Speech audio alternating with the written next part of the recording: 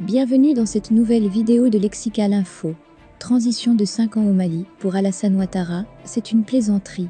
N'oubliez pas de vous abonner juste en bas de cette vidéo à Lexical Info. Selon Jeune Afrique, les ministres Abdoulaye Diop des Affaires étrangères et Abdoulaye Maïga de l'administration territoriale du Mali étaient à la tête d'une forte délégation, le 3 janvier 2022 chez le chef de l'État ivoirien, Alassane Ouattara. Ils y étaient selon l'hebdomadaire pour lui présenter leur nouveau chronogramme, que Ouattara a vite fait de qualifier de plaisanterie.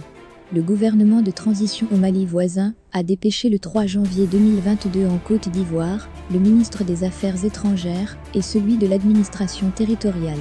Les émissaires du président Bando ont échangé avec Alassane Ouattara au palais présidentiel d'Abidjan-Plateau en vue de lui présenter leur nouveau chronogramme. À en croire Jeune Afrique, le ministre de l'administration territoriale, Abdoulaye Maïga, a annoncé à Ouattara de prolonger la transition pour une durée de 5 ans, proposée par le gouvernement malien. Ce fut en présence des membres du cabinet d'Alassane Ouattara. Selon Jeune Afrique, les ministres Abdoulaye Diop des Affaires étrangères et Abdoulaye Maïga de l'administration territoriale du Mali étaient à la tête d'une forte délégation, le 3 janvier 2022 chez le chef de l'État ivoirien, Alassane Ouattara. Ils y étaient selon l'hebdomadaire pour lui présenter leur nouveau chronogramme, que Ouattara a vite fait de qualifier de plaisanterie. Le gouvernement de transition au Mali voisin a dépêché le 3 janvier 2022 en Côte d'Ivoire, le ministre des Affaires étrangères et celui de l'administration territoriale. Les émissaires du président Bando ont échangé avec Alassane Ouattara au palais présidentiel d'Abidjan-Plateau en vue de lui présenter leur nouveau chronogramme.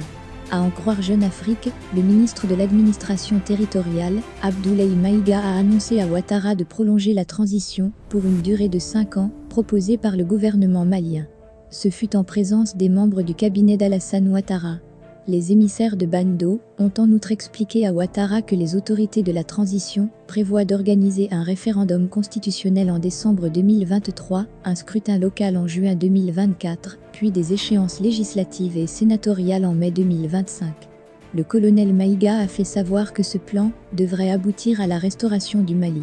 À son tour, Abdoulaye Diop a précisé qu'en fonction de la situation, ce chronogramme pouvait être modifié. Après les avoir écoutés attentivement, Alassane Ouattara a rejeté en bloc ce chronogramme en le qualifiant de plaisanterie avant de leur demander dans quel monde ils pensaient se trouver. Il a menacé que la CEDEAO pourrait alourdir ses sanctions contre le Mali après cette proposition.